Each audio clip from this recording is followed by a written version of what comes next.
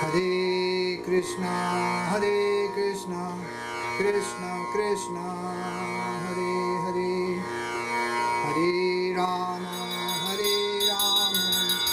Rama Rama, Hare Hare. Preaching means aggression. There's no such thing as a mellow preacher. Preaching means fighting with Maya. It means aggression. It means, sir, you're nonsense. Give up your nonsense. Why I'm nonsense? Yes, you are nonsense. That is preaching. Preaching means shouting. Preaching means fighting. And many, not so many, but some types of people, they resent this preaching. But actually, if it was not for the preaching, those people themselves would not have become devotees. So, however, Srila Puri Maharaj, he captured the imagination of those types of people who complain about preaching also. He was a great preacher, and he was very forceful and very, very strong. Although his nature was very soft and very gentle and very humble, when it came to preaching, he was very forceful. He would do that in a humble way. He would humbly force his way. And so he had this, we say, like demeanor or style. So this captured the imagination, means it captured the mind of many people who would normally be feeling averse to the preaching movement, Gaudiya preaching movement. So many of these people and others, at his disappearance festival, some of the devotees from here went. Myself, Vishnu Maharaj, Vamana went. Vamana Prabhu, Vamana Dev went. Anybody else went from here? Mata Maharaj. Mata Maharaj. And many people commented Srila Puri Maharaj's greatness as a Nam Bhajanacharya. So he showed great devotion to the holy name of Krishna. There are many angas of devotion, small parts of the process, such as puja, such as mantra. There is also tapasya, austerities, and vrat, and all these things, such as circumambulating Govardhan Hill so many times. All these are vrats. But the Nam Bhajanacharya, he may say, hey, while you're just going around Govardhan Hill up and down, losing your breath, you could be sitting chanting Hare Krishna. That will give more benefit, actually. So generally, all the other types of vrats and things that we do, actually, even puja, all these things are to engage us because we don't have the capacity just to sit and do Harinam. Doing Nam Bhajan is much higher than puja, much higher than brata, all these things. Much higher than these things.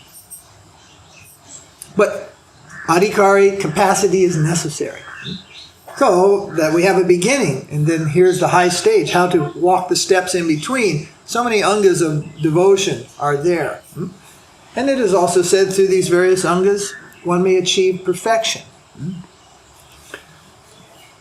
So, in all of his preaching, it was noted that he would always bring these things to Nam Bhajan.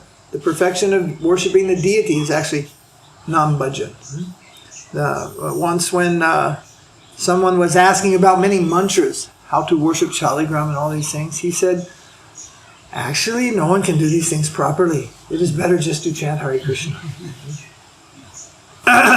In some cases, we do some thing, we're making a show. We're putting on a show. We're not showmen, and we do even the show with devotion, but we do many things to put up a show. Means for the public, to attract the public, and to do all these things. The real essence of everything that we do, the real essence of devotion, is the chanting of Hare Krishna, Krishna Krishna, Hare Hare. And for the most part, any time there would be a darshan of Srila Puri Maharaj, there would be any instruction from Srila Puri Maharaj, it would come to this point. You just chant Hare Krishna. Everything will be revealed from the holy name of Krishna. That is the essence of devotion. So in this way, many people told as Nam Bhajanacharya. And one morning, I was passing by his room, walking by his room, and his servant came out. And so I just halted as his servant came out of the room. And he said, "Oh, Guru Maharaj is very happy today." I said, "Oh, what is the occasion?" He said, 32 rounds before breakfast. So that's Nam-bhajanacharya. He's feasting on the holy name. His happiness is based on the holy name. Not on, oh, very happy, we got 4 lakhs donation. That is nice. He got many times 4 lakhs donation. But the real happiness of a devotee is in chanting the holy name of Krishna, not in wealth. So we will read one article here written by Srila Puri Maharaj, translated and published in the Heart of Krishna. About the life of Srila Puri Maharaj, we have heard a few wonderful things. But undoubtedly there are many things in his life which are wonderful in the estimation of the devotional community, the devotees and the Vaishnavas. In the ordinary sense, those who have no devotion, they do not see any charm or any beauty in the life of a devotee. A Vaishnava, rather the ordinary people, means the people of the world, those who are busily serving Maya potency, they rather think that devotion is a waste of life. The ordinary people. In Western countries, if you're a devotee, generally they think you are less than animal. At least an animal is eating meat. He's enjoying some sex. His animal is doing, at least. But you devotional people, you stopped all these things. You don't go for all this enjoyment. And you don't go for cinema. You don't chase after all these things. You are even half disinterested in politics. Politics consumes the whole country. But the devotees are disinterested in these things. So by their estimation, we're less than animal. Well, it's a mirror reflection, actually. They're the ones who are less than animal. Because the animals, at least they do these things in a regulated fashion. And the human beings, they break all regulation, they break all types of morality, they break all the laws of nature. Animals don't break the laws of nature. Whatever you see the animal does, it is not a sin. It is within his nature, in the animal's nature. What the crows do, I was telling. We saw in Subramanya, the crows come and eat the deepams. In the Subramanya also, they come and eat the deepams everywhere. It's not that, oh, these are some bad crows. They're coming to harass the Garbhagudi and the deity and everything like that. That's not the case. That's just their nature. They're driven by the taste. They want to eat something. Similarly, the dogs, they wander in to eat the prasadam. They may also wander in to eat at the back of a restaurant. They're driven by the food. It just so happens this food remnants is Krishna's left prasadam, and the animal or the crow or whatever will get some benefit, the ants and so forth. The animal species and all other types like that, other than the humans and such, they just follow their nature. So whatever they do, there is no harm in that. There's no sin in that. Although it may be irritating to you or me or someone else, it's not sinful. But the human being does not really know his true nature. He follows some aspect of his nature. Then he goes beyond his nature and breaks all the laws of nature just to fulfill unfulfillable desires. Desires, whatever desire you have, it is not fulfillable. You have a desire to eat chocolate, so you eat chocolate. Soon you don't be satisfied, you get sick of it. And I had enough. Starts out like, oh, chocolate, right? Then after some, no, I had too much, right? And then 3 days later, oh, I want chocolate. If you fulfilled the desire, why it came back? It's still there. Material desires cannot be fulfilled. Srila Sridhar Maharaj used to give one example. As a pig, we ate mountains of stool. As an elephant, we ate whole jungles. He gives a few examples like this. He said, still we are plagued by hunger 3 times a day. Hunger comes 3 times a day. No matter how much you eat, again, you're hungry. These material things know no satisfaction. They are simply reborn daily. And on top of being reborn, they are reborn with a renewed vitality. they are increased. Someone says, I just want to drink a little. Then he ends up drinking more. Because as we drink a little, then the desire to drink more comes. Not water, booze. There's not such thing as a little drunkard. He's a big drunkard. So, what is the point? Never satisfied. In material life, no one is ever satisfied.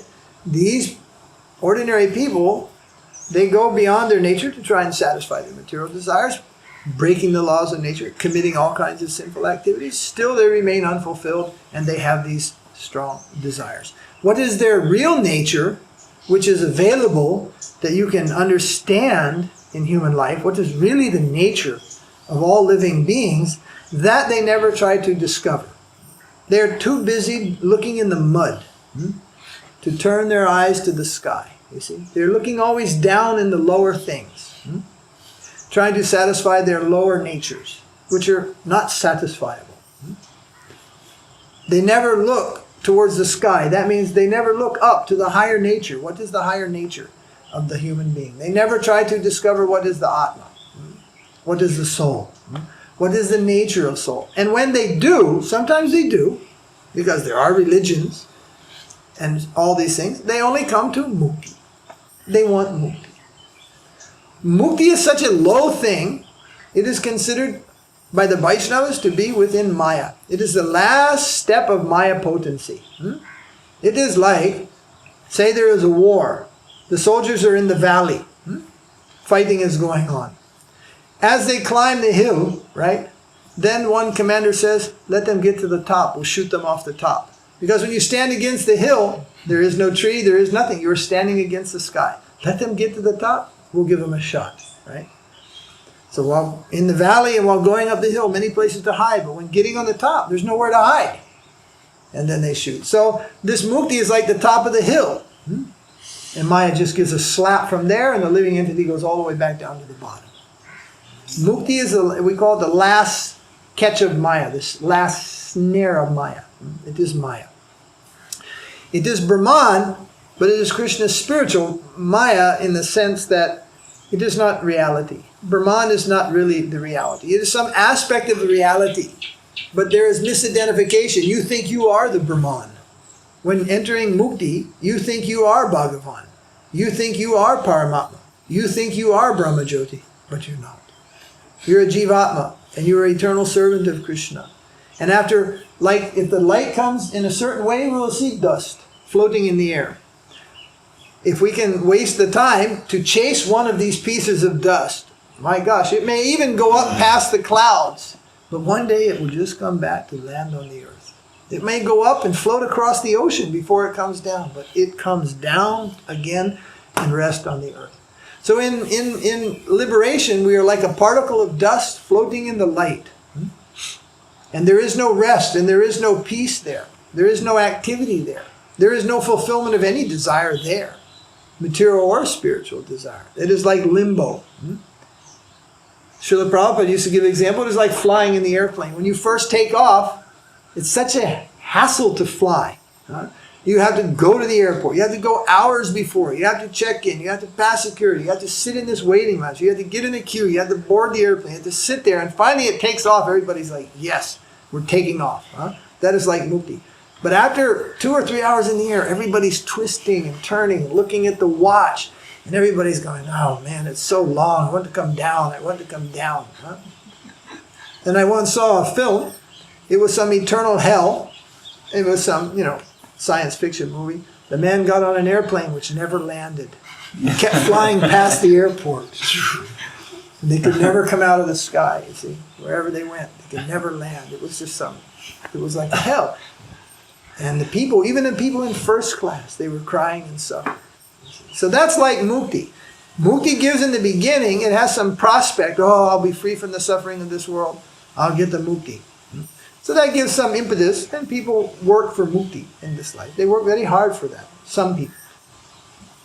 Although, most people, if you describe mukti, they think, I'd rather go to the cinema. It sounds like more fun. Mukti is not a big prospect. You tell the people, no, mukti, and you describe everything out of mukti, no family, no children, nobody, no friends, no shirt, no pants, no pocketbook, no cash, no cows, no food, no eating. No, I'll stay here. I'll stay here. At least I got something here. Maybe it ends after 80 or 100 years, but I got something. And there I got nothing. No, that bliss, you'll get that bliss. It's like, yeah, bliss, what is that? That is also nothing. And the Buddhists, they go one step beyond. You'll not even get bliss. You become nothing. You just disappear. Nirvana means nothing. You become nothing, you find nothing, you experience nothing, it's nothing, zero. And kind of like, I don't know, Mayavadi is like -1, something like that, or +1. You are there, and Ananda is there, but that's all. And it's undescribable. There's no explanation of Ananda, actually. This Ananda of the Mayavadis has no explanation. They don't know it is bliss, it's a word juggling. It has no definition. It has no explanation. And therefore, most people are not interested. But the Vaikuntha conception, the Goloka conception, both can be called as Vaikuntha. That has got some prospect. No, what you find in this world that you like, that you have there, in that world forever, eternally.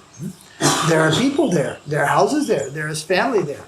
It is all of a different quality. There is love there. It is a different thing. I was talking to this one man here. He was telling, I'm disgusted with this world. I don't want anything in this world. I said, come on, sir. At least you must say you have love for your wife. He goes, no, I'm too old for that. I thought, what a nasty thing. What he thinks love is? Sex. He thinks love is sex. I know you have love for your wife. Why are you telling you're so disgusted with the world? Some things are there. No, I'm too old for that. No idea what really love is. Understand? No real idea. So, but very few people understand that beyond liberation, what is beyond liberation? There, the real nature of all living beings is fulfilled. Beyond liberation. And it is also said beyond Vaikuntha also. Beyond Vaikuntha. But for the most part, we'll tell, Vaikuntha is the lower part of Goloka. That is all something very grand. We don't say liberation, mukti, Brahmajyoti, that is very grand. Generally, we don't say that is not grand. That is the hell for the Vaishnava. That is the spiritual suicide for the Vaishnava. And in Vaikuntha, individuality is there. Individuality of the Supreme Lord, individuality of all living beings. Parshads are also there, expansions, Lakshmi. And the basis of life there is dasiras. It is servitorship. Everyone is serving. Basis of Goloka is also dasiras. Everyone is serving. But there is a distinction between the quality of service, you see. Sometimes, devotees, you may come to my room, you do some service.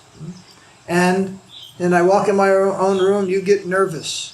You get some, rigidity, it is called. That is something like that in Vaikuntha. Well, here comes Narayan. Everybody freezes, everybody gets a little tense.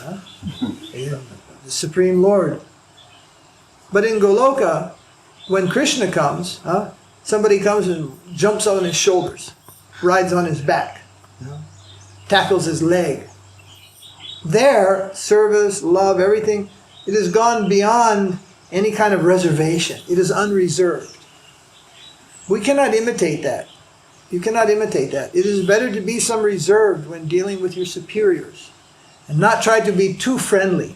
Even if they give so much friendly to you, as a friend, it's your duty, you have to keep some reservation. You offer obeisances and these things. You don't give familiar speech. You speak more respectfully. Like one disciple, I wrote him, dear so-and-so, I answered some question. He asked. Then I said something, why you're asking this question. He wrote back the email and just started the answer. Well, there's elections, he told something. Then I wrote back, I answered his question again. I said, in future, when you're writing your guru, senior Vaishnavas, any Vaishnava actually, there is some etiquette. You should begin your letter with some proper etiquette, not simply start talking. We have otherwise, familiarity breeds contempt in this world. Familiarity does not breed unrestricted love in this world. You become familiar, you become contemptuous. You take it as very ordinary.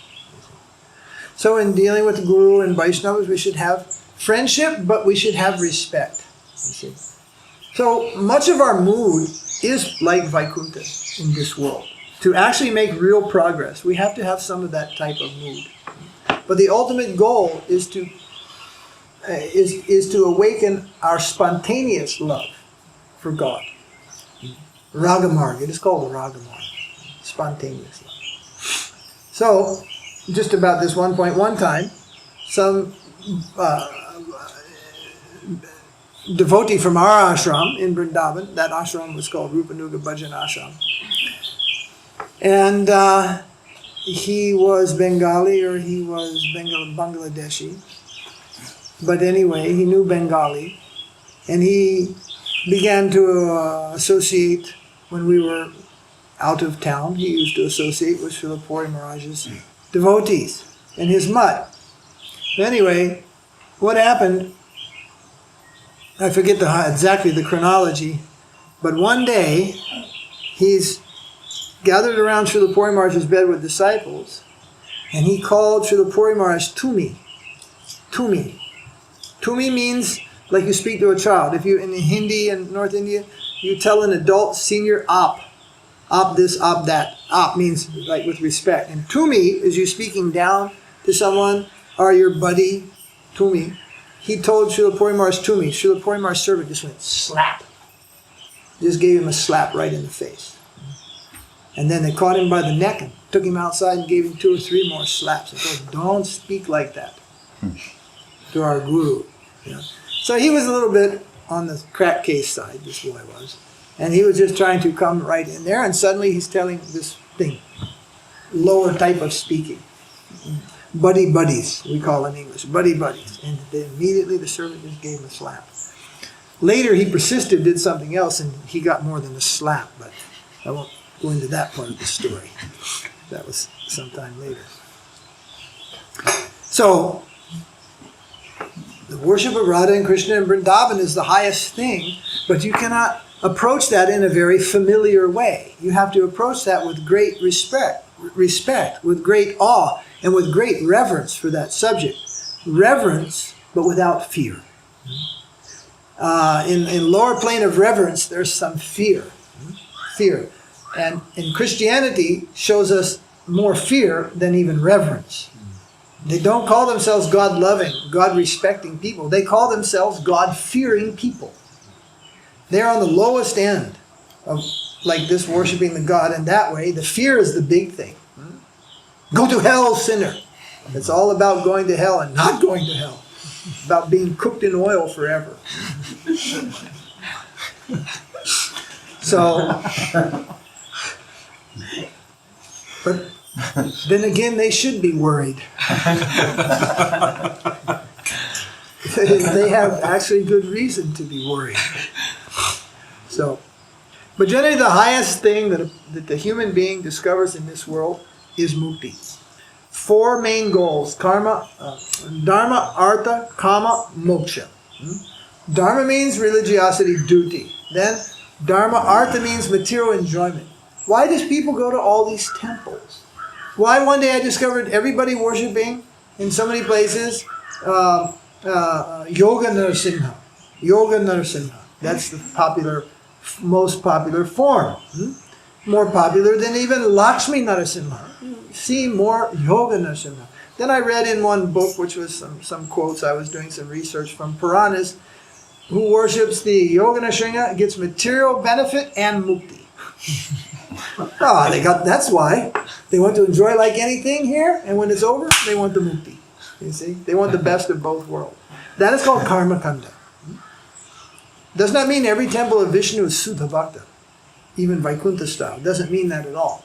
Many deities are worshipped, and in the beginning they may be given by the Suddha Bhakta, pure devotees, later they become what we call Karma Mishra Bhaktas or Jnana Mishra Bhaktas. They become Jnanis, scholars, or they run a business with Krishna. Like with Balaji. Biggest thing is not mukti. With Balaji it is not mukti. Biggest thing is cash. You give this much and Balaji promises to give back 10 times the amount or triple the amount. Because he has got some debt to Kavera, some story. Big drama, big story. And the people are giving money, not even with, I give this money and give them mukti. No, I get this money, you give me 3 times 300% interest.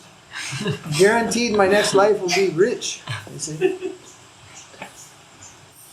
And as we found even going in Madhva community sometime, or Sri Vaishnava community, very great communities, existing through thousands of years, 1,000 years, 800 years. Both these communities, you go inside, suddenly you see a photo of Sai Baba's on the altar. Someone was telling one Sri Vaishnava family, they're worshipping Ranganath, and next to there's a photo of Ranganath is on Ananta, and next to that is Sai Baba's on his bed. And they're wearing Sri Vaishnava Tilak, putting all the marks, doing all the pujas. So 1,000 years is a long time without their acharya. Got lost. You see. Same in Udupi. We found they're doing different Shringar of Krishna, very beautiful, and one day they're dressing as Santoshi Ma. Who's Santoshi Ma? Santoshi Ma is a cinema god. There is no Santoshi Ma. You go inside one temple there, and there's Ayappa temple. What is Ayappa? There is no Ayappa. There's no Ayappa in Mahabharata, Ramayana, Upanishads, Puranas, Vedas, nothing. Ayappa. It means father of the father. Ayappa. That's all it means.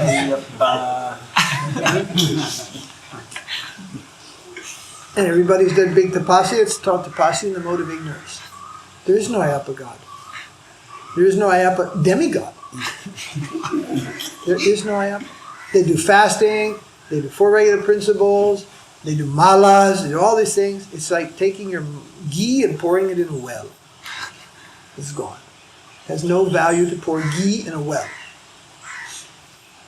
So,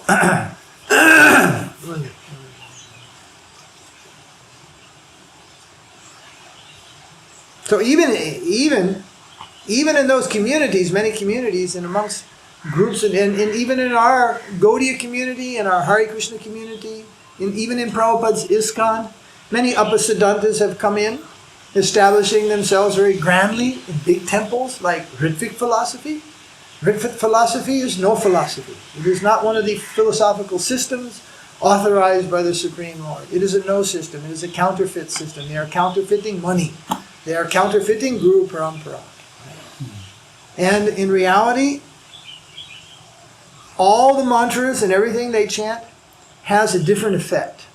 Does not have the same effect as if they had Mahamantra and all these things in the Guru Parampara. The ultimate goal, which is love of Krishna, is never achieved by Namabhas. It is best Namabhas. It gives some shades of liberation, freedom from sin, but mainly it gives enthusiasm towards yajna, archana, money, business, and all these things. More enthusiasm grows until you look and you go, the temple is a place of business. This is what it is. It's all about business. Everything costs money. The temple can be turned into a very lucrative business, just like an incense business or any business. The activity of devotion can be converted. Our interest in people is only if they have money. Then we have interest to preach to them. If they have no money, we don't preach to them. Or we just preach to them outside, give them something to eat, and send them home. This is not a good sign. So even in the real devotional world, these things creep in. People think mukti is the highest thing. People think imitation of love of Krishna is the highest thing. Many of these things, they creep in.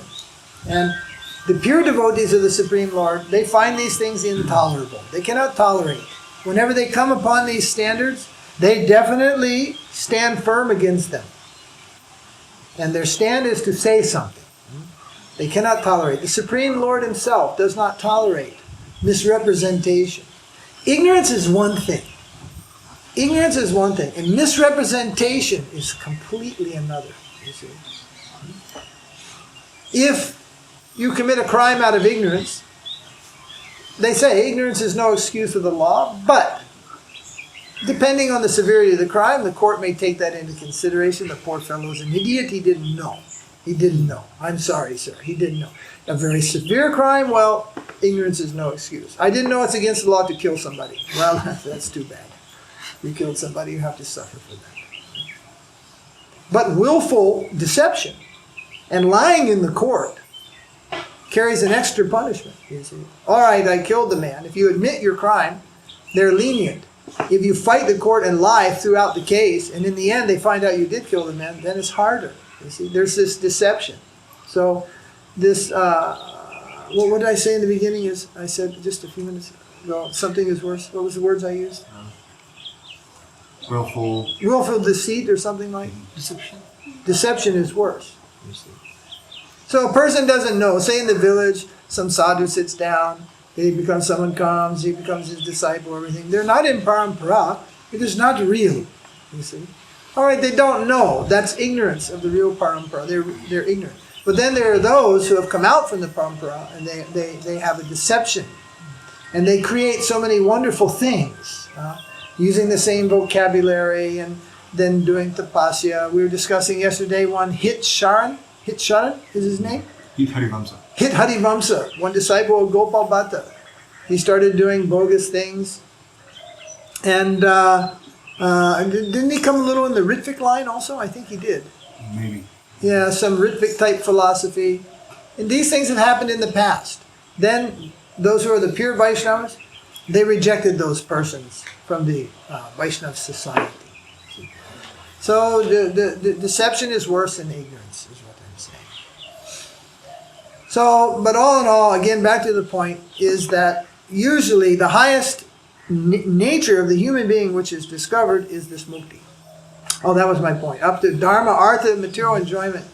Dharma, artha, kama. Artha actually means material advancement. Getting wealth, land, prosperity.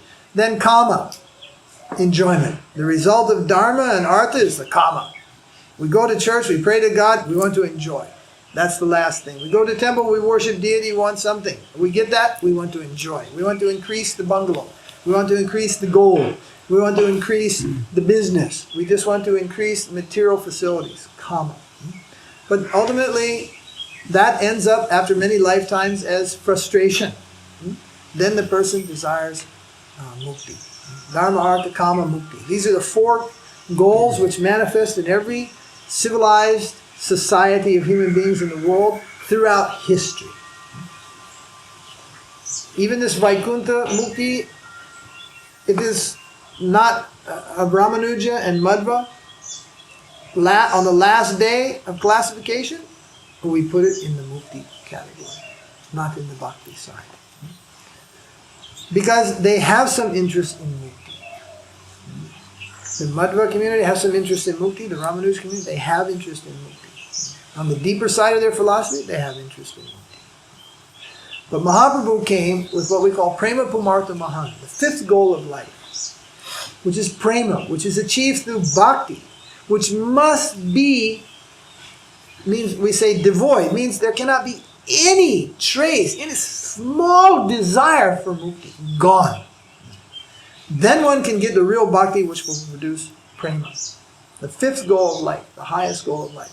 That is very rare, even in the Vedic society, the Vedic culture, the people who followed the Rig Veda and all these things. Prema as the ultimate goal of life is unknown to them. Prema as the ultimate goal of life is only known when Gaur Avatar appears. He himself is Prema Avatar. He himself is abode of Prema. But if we back up a little and give an overview, then Madhva has devotion, Sri Vaishnava has devotion, they have bhakti. But in the final analysis, we don't find that it is qualifying enough to be bhakti proper. Many of the traits. But generally, we don't split that hair. You understand? Don't get confused. just like in the last day, we say, well, Vaikuntha is a fall down for a Gaudiya. If you get Vaikuntha, you got Maya. You got fall down. It depends on the category. A child can lift 15, 20 kilos. For a man whose maximum weight is 15, 20 kilos, that's poor health. A child who lifts 15, 20 kilos, strong arms. For a man who can only lift 15 or 20 kilos, he's become very weak. Understand? So when the aspiration is at Goloka, then even Vaikuntha is a fall down. When the gopis encountered Lord Narayan in their search for Krishna, they thought, oh, he's the Supreme Lord, he's all-knowing, maybe he can tell us where Krishna is. You see? It's just like if you're looking for somebody, and then you kind of go around the corner and there's Lord Narayan sitting under the banyan tree, well, you kind of forget about that person you were looking for, because now you came upon the Supreme Lord. That's something very, very, very wonderful. And this other person, he's gone. But in their case, no, he wasn't gone. They thought, he's all-knowing. Maybe he knows where Krishna is. Maybe he can tell us where Krishna is. They never lose Krishna in their thought for a moment. You see. So for them, even Vaikuntha, it's disinteresting. The people in Vrindavan, particularly again the gopis, they worship one goddess known as Katyayani or Katyayani. And still in Vrindavan, people go and they do this puja. Ladies, girls, they do this puja for getting a husband, that they should get a good husband. Well, there is only one good husband as far as the gopis are concerned, and that's Krishna. That's the end of that. They don't just a good husband, they want the good husband. That is Krishna. So they worship the demigods to get Krishna. Understand? They do not worship any demigod or anything. But they heard, oh, this man is a big man, and he can help us to get Krishna. By hook and by crook, by any means, they only want Krishna. And everything they do is to get Krishna. The gopis wear makeup also. They beautify their look with cosmetics from the forest. Not to increase the vanity amongst themselves. Oh, how beautiful we are. But to attract Krishna. They want to look beautiful and pleasing to Krishna. You see. So everything for Krishna, and in that plane, even Vaikuntha is something down, fallen, and below. All right, so again, back to this one point, the mukti is generally the highest that people achieve. So here is an article which is written by Srila Puri Maharaj about a very great devotee. He became great devotee. He is known as a great devotee. His name is Devananda Pandit. This Devananda Pandit, however, was a confirmed Mayavadi. And he used to speak Mayavad philosophy from Srimad Bhagavatam. And this is the most painful thing for the Vaishnavas to have to tolerate. Because the Bhagavatam itself is a book about pure love of God. It is leading in gradations and steps to the purest plane of love and service to the Supreme Lord. And when it is adulterated with the conception of mukti and mayavadis, this is very, very painful. This incident once where Haridas Babaji had to tolerate one man came and gave Bhagavatam recital in front of his bhajan kutir. He put some pandaljas there and he made bhajan kutir, made Bhagavat Sabda. So in the end, when the whole show was over, Gorkashore came out of his hut and his servant was there. I mean, it lasted some days, 7 days. It was over, they packed up and they left. Then he told his servant, please go there and put cow dung and cow urine on that place and give it a good bath. Give it some purification. Then the servant said, oh, but Babaji Maharaj, why it needs to be purified? Bhagavatam was read there, and wherever Bhagavatam is read, the place becomes pure the pure. And then Babaji Maharaj said, Gorkashore Babaji said, Bhagavatam? You heard any Bhagavatam? All I heard for 7 days was rupee, rupee, rupee, rupee. I never heard any Bhagavatam there. So the motive is everything. Anyone can show respect, anyone can show friendship, but sometimes you perceive, The motive here is not genuine. This person is showing too much devotion. We say the sign of a thief. Too much devotion.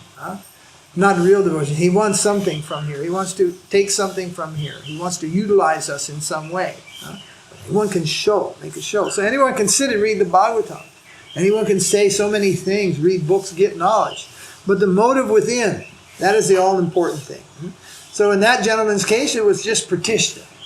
He wanted wealth and he wanted respect. And that is what Gorakashore could perceive in all his learned talks. He wants money and he wants respect. And of the two, he seemed to want money more. Rupee, rupee, rupee. And that is not the Bhagavatam. It is contaminated. Clean that place, he said. So whenever the pure Vaishnavas encounter misrepresentation of the purest things, that they find most irritating and disturbing. They cannot tolerate. Do you follow? All right, now we'll read the story of Devananda Pandit. One day, Sri Chaitanya Mahaprabhu was walking through the village of Vidyanagar at the side of the rice paddy field. There, the great scholar Devananda Pandit had built his dwelling by the side of the rice fields. Devananda was a celibate brahmachari, who performed austerities and was very scholarly. He had earned a reputation as a teacher of the Bhagavat Purana. Unfortunately, however, due to a strong desire for liberation and a lack of devotion, he could not comprehend the real meaning of the Bhagavatam, which is an ocean of pure love, bhakti ras. Mahaprabhu's secretary, Swarup Damodar, tried to give him some guidelines. So this Devananda Pandit is living in a simple place on the side of the rice fields. And one day while going that way, Swarup Damodar, the secretary of Mahaprabhu, tried to give that Pandit some useful instruction. Swarup Damodar said, if you want to understand Srimad Bhagavatam, you must hear it from a Vaishnava. But you can do this only when you have completely taken shelter of the lotus feet of Sri Chaitanya Mahaprabhu. So please associate regularly with the devotees of Mahaprabhu, for only then will you truly understand devotion. You possess only jnana, the ability to understand, but due to aparad, offenses, you have not realized that Krishna is the ultimate goal. So, this little paragraph, it stands true across India and in the case of thousands of years. Millions of pundits. They got jnana, they have some ability to understand many lower things. But they do not have the ability to understand Krishna. One, they are not in association of pure devotees. And two, by preaching jnana, they are making aparad, actually. Jnana is not the ultimate goal of life. Jnana does not produce bhakti. Bhakti produces jnana. Bhakti produces vairagya. Vairagya never produces bhakti. Jnana never produces bhakti. Bhakti only born from bhakti. And it is said the sons of bhakti are jnana and vairagya. Who gets real devotion? He gets knowledge. Either easily he understands the scripture or it's intuitive. The higher knowledge is the intuitive knowledge. Some people want to study many books and then challenge the intuitive knowledge of the realized souls. Recently we have come across on the internet some articles of some Western scholars, so-called Vaishnavas. And they say that the scholarship, the academic research and study, should be allowed to critique and challenge the acharyas. But in every assembly there is some qualification to enter, whether you want to challenge or not. And they have none of the qualifications to approach the acharyas. They have the very scriptures that they write are written by acharyas. And they have no qualification. Actually, they have no qualification to even study those books. They are just renegades. But it does not suffice to just say they are renegades. They have to be dealt with tit for tat, as we say, and proven out. They say, yes, Acharya said things in the past, but modern scholarship should be introduced and give them correction. But we say, no, we will also do research to prove that the previous research was correct and that you still remain wrong. And ultimately it comes to this. the things that are wrong, which are spoken by an acharya, are more true than the so-called truths of the scholars. The Bhagavatam itself says, this book, although irregularly composed, it is actually without fault. It may appear to have some defect, but actually it is without any defect because it glorifies the Supreme Lord. A poem elegantly written in perfect language is not as pleasing. And Krishna himself says the Vedas are not as pleasing as the simple prayers of the gopis. They don't know all this high language. Actually, they don't even speak in Sanskrit. Then one Swami said Sanskrit is the language of God. Well, he's poorly mistaken, because Brajabasi is the language of God. And the next language of God is Bengali. He ridicules Bengali, calls Sanskrit the language of God, Devanagari. But actually, the language of Krishna is called Brajabasi. It is maybe not even spoken in this world anymore. Maybe some small pieces of Brajbasa there in northern India. It is not such a sophisticated language, but it is very poetic. It is very sweet, you see. High speaking words, sweet spoken words. Do you follow? Do you follow the difference? Which is higher? High sound, royal. There's some royal announcement. Hear ye, the king. This is all very, very official, very, very high, you see. Like we say, there's one word in Hindi, betiye. Betiye. That has got like with some love, you sit down. There is, you can say, you can present it in another way very officially, but you can then also add the touch of sweetness.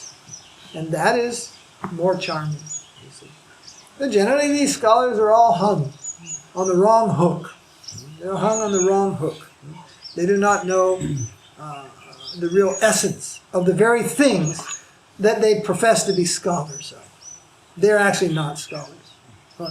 They're self-proclaimed scholars. They're not proclaimed a scholar by a great acharya like Jiva Goswami. They're proclaimed scholars by some universities. Chicken eaters, meat eaters, all these people proclaim you're a scholar now. So anyway, I'm getting a little misguided. So these scholars lack the same thing. They do not hear Bhagavatam from the pure devotees of the Supreme Lord. And they commit offenses in their scholarship. They commit offenses in their daily life.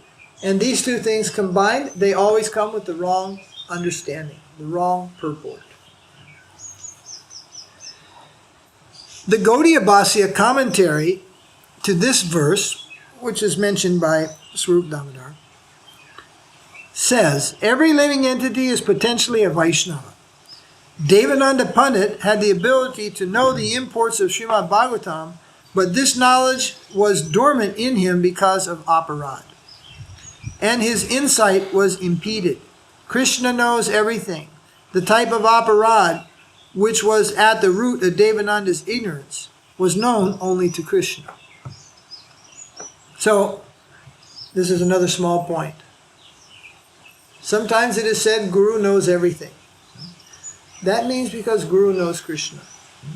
But actually only Krishna is Trikaligya. Only Krishna knows everything, past, present, and future. He knows what is the difficulty of every living being. He knows the desire of every living being. He is all-knowing and he is omniscient.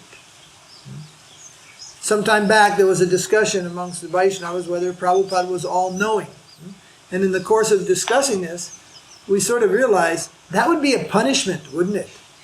That you have to know everything.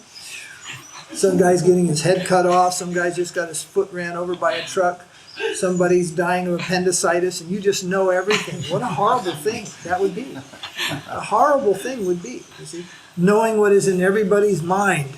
You'd be going, shut up, quiet, I get no quiet. Ignorance is bliss. Why do we have to know all this stuff? All that's going on in the world. Not necessary. And to be aware of everything. And what is everything? this one town, one village, one country, one earth is not everything. Everything means everything. All the universes, all the planetary systems for past, present, forever and ever. Yes, Krishna, he can handle all that and not even like tweaks his head, you know. It's nothing for him. It would drive us insane to know everything. Then knowing everything means we know the source of everything. That is Krishna. And Krishna makes known various things to his devotees. Those truths, how to please him, subtleties of devotion, many divine things. And sometimes we get the suspicion something is wrong. In this world, Maya has entered. We get a suspicion. Someone's cheating in construction. Or we heard one story how Baladev's father just woke up one night and he just felt strange. So he got up and walked out towards the temple, and it so happened some dacoits were trying to rob the Vidyanarayan temple. He just woke up. So Krishna reveals different things to his devotees, you see. But that is like rare special occasion like this. Otherwise, what Krishna reveals is how to serve him. Sometimes devotees, when the arti is going on or when they're seeing the worship of the Lord, what do they see? When they see, then what thoughts they get is so many ideas, how to improve the seva, how to expand. Like yesterday evening in the Artik, I was seeing how beautiful the deities are, and I was thinking, oh, this must be expanded throughout the world, through our internet.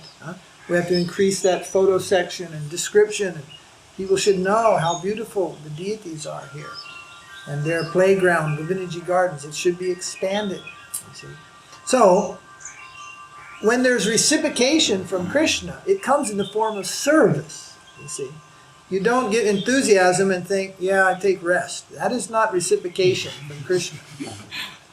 You rather curse this idea of sleeping. It's 10 o'clock, I have to take rest. It's like, I'm the Lord devotee, I have to rest. You're like, oh, this sleeping business, this rest. You don't, oh yes, going for rest. No, that is not reciprocation. Reciprocation with Krishna means you are enthused to increase your service. There, you will take rest out of service, not out of enjoyment.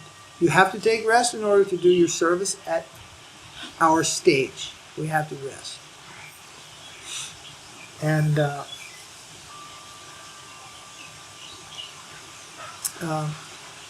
that is reciprocation. Enthusiasm towards service, different types of service.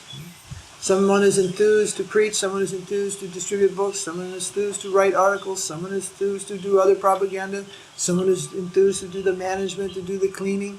All these things are devotional service. And the energy to do them properly, it comes from reciprocation with Krishna. Enthusiasm is at the top of the list. Enthusiasm, utsayan.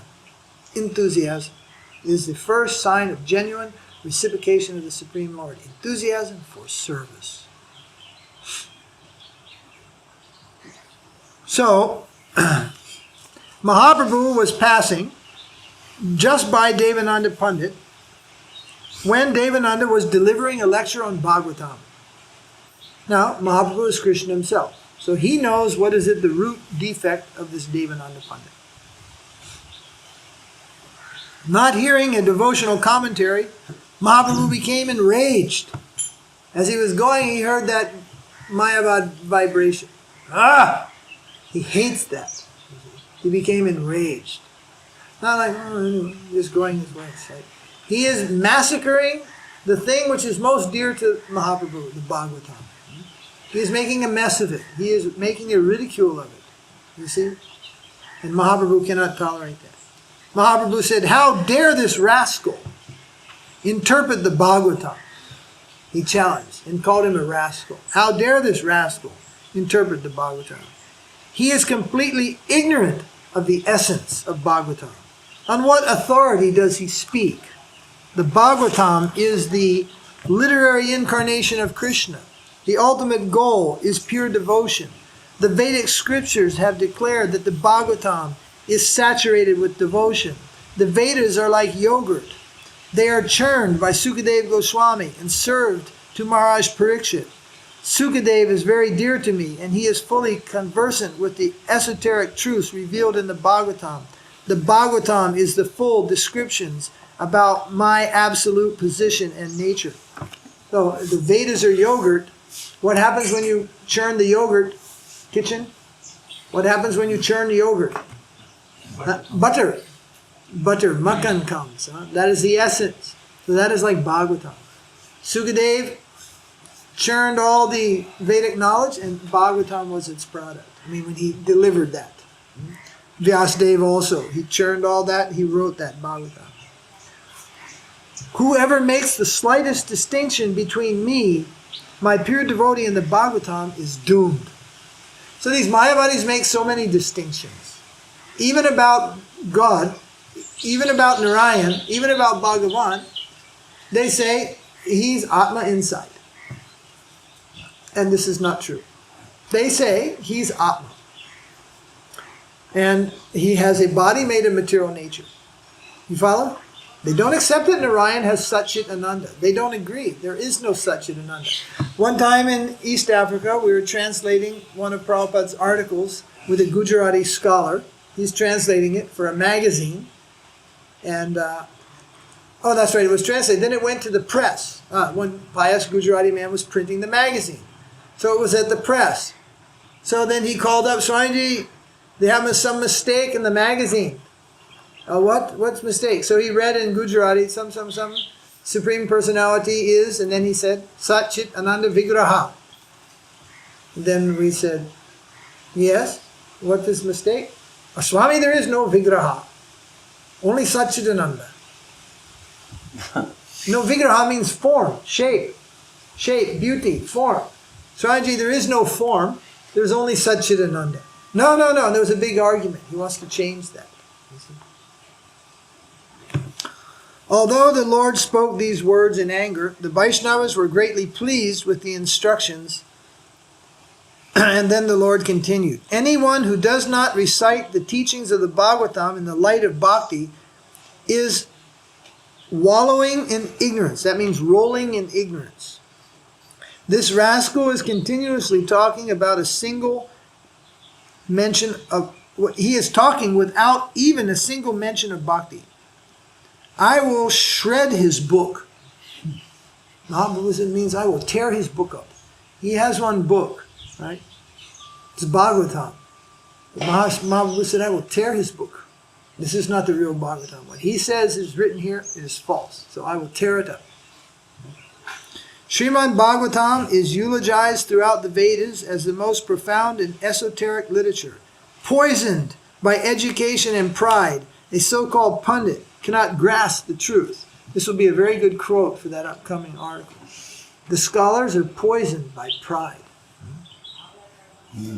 One who boasts of fully comprehending the Bhagavatam completely misses its essence. One who knows that it is non-different from the inconceivable Supreme Lord is enlightened about its purport and pure devotion. There's just one little side story. There was, maybe it's not even true, but the meaning of the story is true. There was a gentleman, and he sent his son to Benares to learn Bhagavatam. Or maybe he sent him to Vrindavan. Anywhere, somewhere, he sent him. So, after sometime 6 months, 1 year, his son came back, and his father said, so you have completed your studies? He said, yes, sir. Father, I have completed. You have understood? Yes, sir, I have understood. You please go back and study again. So he went back and studied again. 6 months, came back. You have completed the studies? You have understood everything? Yes, I have understood. No, you please go back and study again. After 3 or 4 times studying the Bhagavatam, then he came. His father says, you have understood? He said, actually, Bhagavatam is inconceivable. It is an ocean. It is the ocean of truth. I have only come to its edge. Now I understand Bhagavatam is infinite truth. No one can cross Bhagavatam. Oh yes, now you have understood Bhagavatam. So maybe that never happened, but actually that's a true story. Those who say, yes, I understand, they understand nothing. Even we don't say, oh, I am a Vaishnava. We say, I am a servant of a Vaishnava. I am Das, servant of a Vaishnava. To say, I am a Vaishnava, this is a very high thing. Very, very high. Once our Guru Maharaj chastised everybody, said, there was a noise in the temple. He asked, what is that noise? They said, oh, it's the devotees. And Prabhupada said, devotees? There are no devotees. I'm the only devotee here. The rest of you are just trying to become devotees. Another time someone said, oh, Prabhupada, some advanced devotees are falling down. Prabhupada said, advanced devotees fall down? Never. No, so-and-so and so-and-so. Prabhupada said, so-and-so maybe. But Rupa Goswami, never. He is advanced devotee. We never heard he fell down into Maya. Rupa Goswami. So words become common usage. We throw them around, Vaishnava, advanced devotee, senior, all these things.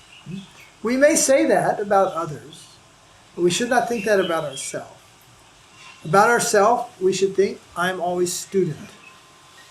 Eternally student. We are all learning. But the scholars, they think that they have surpassed. At a point, no, I'm the man, I know so much. I am very great. I am very learned.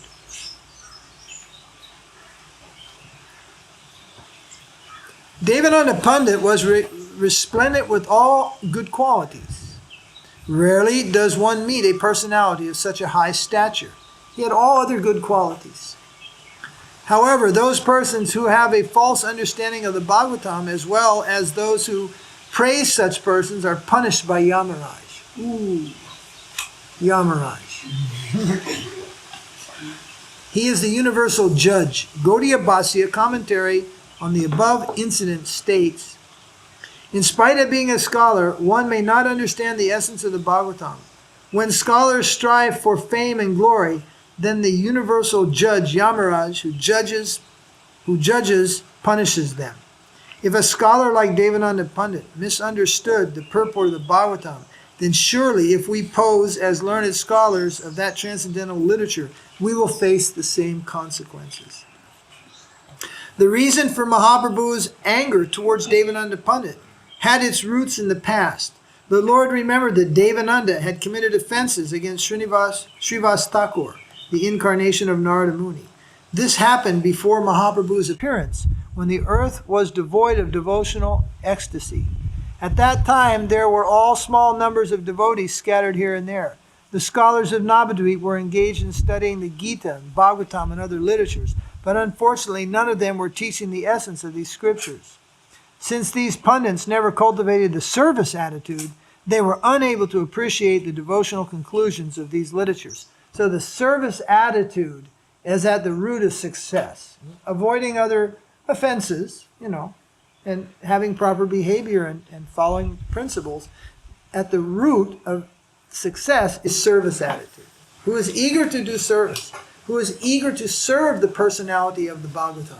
Who is that personality? That is Krishna. And a little higher up, that is Radha Krishna. A little higher up, that is Radharani. Who is ready to serve them? Not lip service. This one scholar has written, yes, and we're all joined in service to Radha together. But actually has no service to Radha. Service to Radha is only taken at the lotus feet of Mahaprabhu and his eternal associates. Not in ridiculing them. One who ridicules those who are most dear to Srimati Radha can never be a servant of Srimati Radharani, ever. And practically speaking, this one scholar that I'm talking about, he walked into Jayadev's art gallery a few years ago. His wife isn't even a Vaishnavi. Lucky if she's a vegetarian even. And he was just on holiday enjoying himself at Lake George, just being the common karmi tourist. And then later he writes about, no, we can all harmonize in service to Radharani. But I don't think you have any service to Radharani. You don't have any service to Radharani's dearmost, and you're wasting your time on holiday in Lake George. So I don't think we're in the same category. You lack the essence, which is service to the lotus feet of the pure devotees. You follow those points? Yes. Follow that?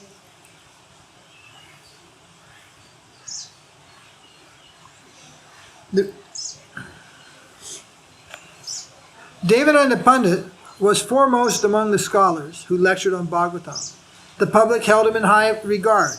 Ignorant of the path of pure devotion, he committed Vaishnava aparad at the feet of an exalted pure devotee of the Supreme Lord. One day, the great devotee Srivas Thakur wanted to hear a discussion on the Bhagavatam. So he came to Devananda Pandit's lecture and sat down. This is before the birth of Mahaprabhu. So Devananda Pandit is older, Srivas Pandit was older. The entire Bhagavatam is composed of transcendental symbols steeped in devotion and love of Godhead. Upon hearing the Bhagavatam, however, Srivas Thakur entered into a deep state of ecstasy. The 8 manifestations of deep spiritual emotions called Astasatvika Vikara, such as shivering, hair standing on end, weeping, and other symptoms, overwhelmed him. The audience felt disturbed by these transformations. Srivas Thakur exhibited these symptoms, oblivious to his surroundings, and so the students dragged him outside. Devananda Pandit raised no objection to this act of malice. Gradually, when Srivas Thakur regained consciousness, he realized what had happened and went home greatly disturbed. So, when the verses of the Bhagavatam were being read, Srivas, who's incarnation of Narada Muni, he fell into trance. Then those other people said, get this guy out of here. So they just drug him outside and threw him out like in the street. And later, then Srivas woke up from his trance and realized he'd just been thrown out, and he felt badly, and he went home. So this, and Devananda, who was sitting on the whole thing on the chair, he allowed this to happen, so that became his aparad. And Mahaprabhu, as Krishna, the Supreme Lord, he knows this history. It happened before his appearance, but he knows this history. And when he came that day and heard him speaking Bhagavatam, then he remembered all these things and was very angry.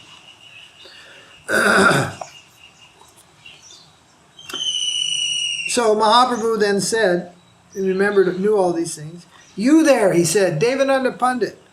One time Srivas Thakur came to your lecture, and he was dragged out of your house by your students while he was deeply absorbed in Krishna's pastime. What was his offense? Was such manhandling a proper response to someone whose heart is saturated with bhakti ras? Ganga Devi herself is engaged for his association. You may lecture on the Bhagavatam, but you can never fathom its truth or meaning. When a person eats to his full satisfaction, he loses all hostility. When one tastes the divine nectar of the Bhagavatam, he becomes a friend of everyone, what to speak of the Vaishnavas. As for you, although you teach others about the Bhagavatam, you yourself cannot taste its nectar." Devananda silently listened to the Lord's chastisement, which made him feel ashamed and dejected. Although Devananda was criticized in this way, he was truly a very fortunate soul, because the Lord's chastisement is a rare blessing. Even demons who are slain by the Lord attain the spiritual realm of Vaikuntha. Anyone who faithfully and sincerely accepts the Supreme Lord's warnings or chastisements will soon be blessed with pure devotion to his lotus feet. Others who disregard the Lord's punishment revolve eternally within this material cosmos. By chastising Devananda Pandit, Chaitanya Mahaprabhu teaches us a very important lesson. If one commits Vaishnava aparad, then even if he endeavors to serve and surrender to Krishna, he will never attain prema, because he is devoid of Vaishnava kripa, a Vaishnava's mercy. So this particular scholar that I've referenced to fits perfectly into this category. He was a disciple of Srila Prabhupada, and he rejected Srila Prabhupada. And he went to the Babaji section, and he took Siddha Pranali initiation, and rejected the line of Prabhupada and Saraswati Thakur. Later, he could not keep up the standards of Babaji, or the standards of the so-called Siddha Pranali initiation, and so he opted to become a bookworm, a scholar. But we might say in gist, how close to a worm he's come, he's yet to find out. One who offends the Vaishnavas, one who rejects his guru, even if he endeavors to serve Krishna for millions of lifetimes, can never be successful. There must be an intervention of the Supreme Lord or further Vaishnavas in the future. Such persons can never satisfy Krishna. Ever. Never. In eternity. So, the fortune of Devananda Pandit was that when Mahaprabhu chastised him, he bowed his head. He felt some regret within his heart. Generally, the operati, he suffers. Then I'm sorry, I did my mischief. Why you're sorry? Because I'm suffering. Oh, that is not purification. You are suffering, you see. Say a child does something wrong, let's say, and sometimes some people give a slap. Then the child says, I'm sorry. Why is he sorry? He's sorry because you gave a slap. But real sorry means you realize what you did was wrong. Oh, and you put your head down. Oh, I'm sorry for that. I made a mistake. I did wrong. That feeling inside, then that purifies us. Without that feeling coming within, simply punishment, simply slap, simply leprosy, or any of these things, it does not purify. The purification must be within, with some feeling of remorse. No, I did a wrong thing. I'm sorry for that. And then one says, whatever I should suffer, all of it. Because I did a wrong thing, and if there is some suffering, I should suffer. You follow? He does not say, I'm sorry, let me jump from the suffering. Then he's not really sorry. He's only sorry he's suffering. He's not sorry what he did. You punish somebody, put them in a room. No, I'm sorry. Why they're sorry? Because they're suffering in the room. They're not really sorry why they did it, what they did. You follow the difference? But Devananda had many good qualities. In hearing, he accepted the chastisement. If we accept the Lord's chastisement, we accept the Lord's punishment. Some people suffer, maybe some poverty or something, and they condemn Bhagavan. They condemn the Supreme Lord for that. Oh, why he made me suffer, you see. Then the suffering just goes on. Who accepts, no, I've come to this position because of my own wrongdoings. For my own purification, I have to endure this suffering. I accept this, then that person becomes free from the reaction. Not those who struggle against the chastisement.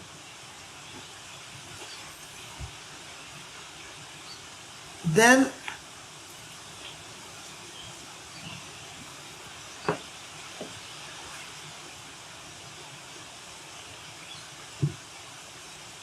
what does he say? On another occasion, while touring Navadvip, Mahaprabhu went to Vachaspati's home in Vijayanagar, to Chakri Chattopadhyaya's house in Kuligram, which lies on the other side of the Ganga from Sridham Mayapur. At that time, a Brahmin came to meet the Lord. He held the Lord's lotus feet against his chest and pleaded, "My Lord, kindly hear my plea. I am a notorious sinner. I have criticized Vaishnavas, and I have criticized the chanting of the holy name, thinking that there are no real Vaishnavas in Kali Yuga, and doubting the power of Krishna now. Now my soul is burning. You are the most powerful personality. Please tell me what to do." The Lord was very pleased with the Brahmin's confession. Smiling, Mahaprabhu said, "O Brahmin, when nectar, the drink of immortality, is given to one who has been poisoned, the toxicity in his system gradually dissipates and his body becomes immortal. You have unwittingly drunk poison by criticizing Vaishnavas. The holy name of Krishna and the transcendental attributes, and his transcendental attributes are the highest nectar of immortality. Only by constantly relishing this nectar and glorifying Vaishnavas with the same tongue that criticize them will you be forgiven." Now this is a thing how someone says, how to avoid Vaishnava aparadh. And the answer is, well, first off, the Vaishnava aparadh means the tongue will say something about the Vaishnava. Bad. So, how to save myself from doing that? Then use your tongue to speak good things about the Vaishnavas. Glorify the Vaishnavas. That is the safest path.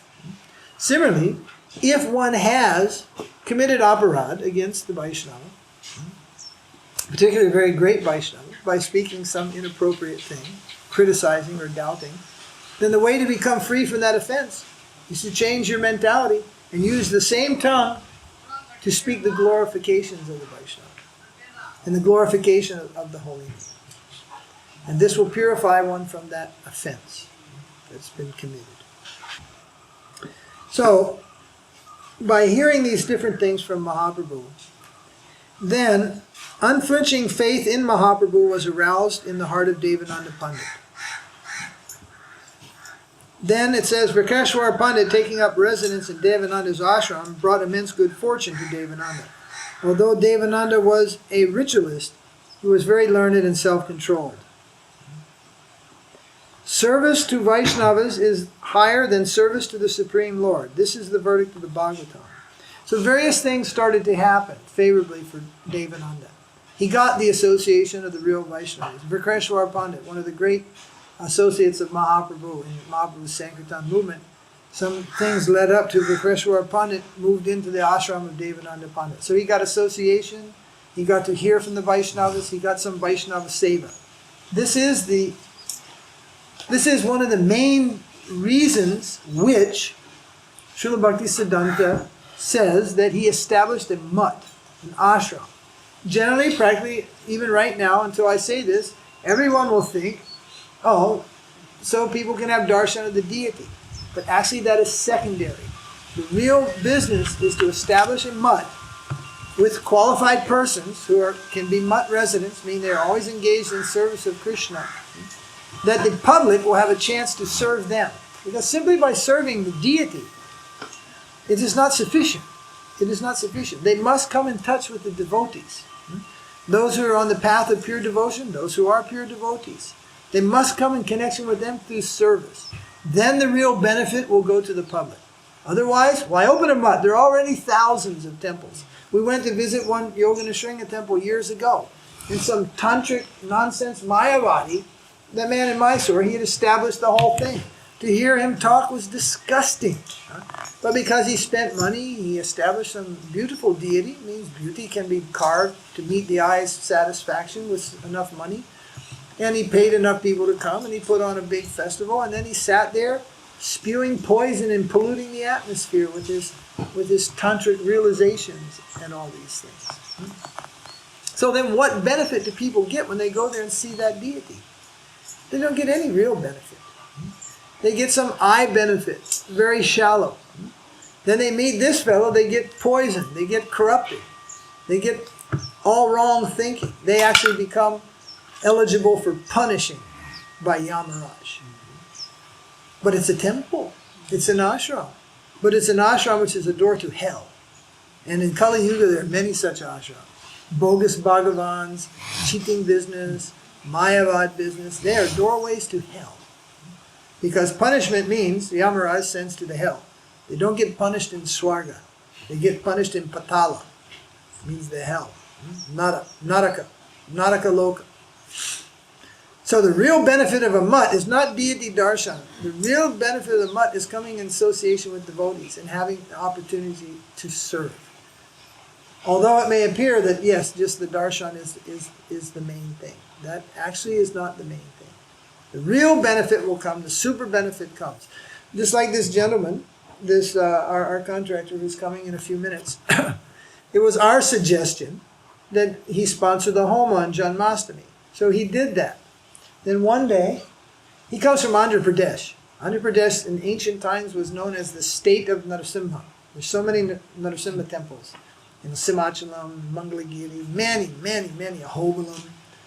That's all in Andhra. So, for a long time we've been thinking about maybe make a shrine for Lord Nrsingadev here, maybe there. For years we've been just pushing the shrine around the garden. It never happened. So one day I told Nanda Kishore, I said, you should tell him he's from Andhra.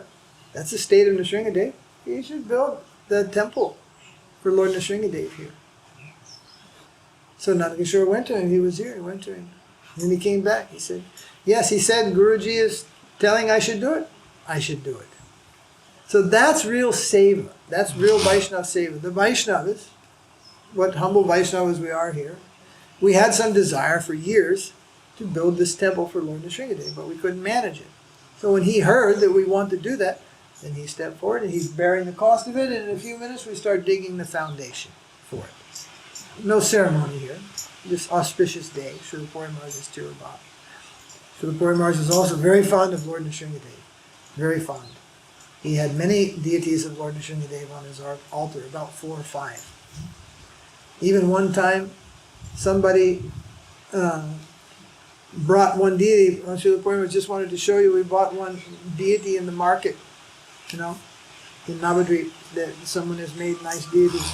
They just wanted him to see the deity, have darshan, kind of bless the thing like that.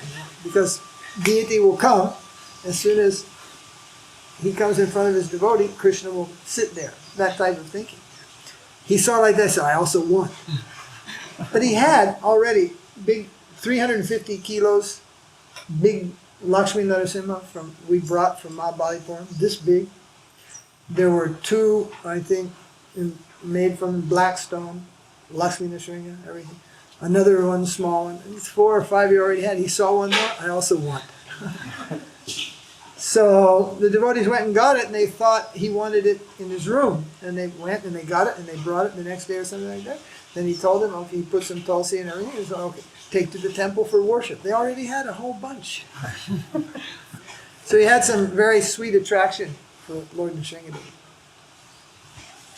So this gentleman is serving the Vaishnavas. It might look like he's serving Lord Nrsingadeva, but the idea for making the temple is a thought in the devotees. So Srila Bhaktisiddhanta said that this is the real benefit for the people, that they can come and serve real Vaishnavas. This produces the highest benefit. Higher than service to Krishna is service to the Vaishnava. And we might not feel that we're such great Vaishnavas, therefore it's very important for us to keep our acharyas here above our heads. Keep their desires and their standards as everything in the ashram. We strive to fulfill their desires. We try to keep their standards in chanting, their standards in purity, their standards in philosophy. You follow? And when people ask us, we will say, we are serving the higher Vaishnavas, and if you help with this, you get this benefit. We don't sit down like so many Mayavadis and try to present ourselves as the big Swami who gives benefit to the deity by doing the puja. There is some reality. If the pure Vaishnavas come, the deity gets more beauty, that's for sure. He's very happy to see the devotees. But the Mayavadi does not classify that way. Sometimes the Mayavadi says, when we big Swamis do the puja, the deity gets more Shakti. But their puja is like a fly who goes there and sits on the flute. You see, the fly also flies there, sometimes sits down there for a few moments. So their puja of Krishna is an irritation. It is not accepted by Krishna. And those who know this, they don't accept their patishtas. They wash it off and do it again. They don't accept the big swamis. Understand? Because they are Mayavadis. Mayavadi means prasanti. Prasanti? Pasandi. Pasandi. Offender. They are offender to Krishna. They are offender to Narayan. They are offender to Bhagavan. And they're the highest class of fools on the earth. The earth cannot bear their presence, but somehow she tolerates. So gradually, Devananda Pandit, by the grace of Mahaprabhu, came under the sway of the Vaishnavas and the purification. He accepted in his heart, he became free from that aparad, and lastly, he began to preach Bhagavatam with the pure purport of bhakti. And his name is there eternally as an associate of Mahaprabhu. Not as an offender, but as an associate of Mahaprabhu. Devananda Pandit ki jai, Shri Guru Mahaprabhu ki jai, Shri Puri Goswami Maharaj ki jai, Shri Vrinda ki jai, Premanande.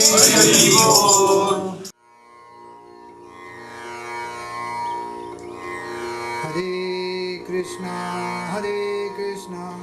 Krishna Krishna, Hare Hare, Hare Ram.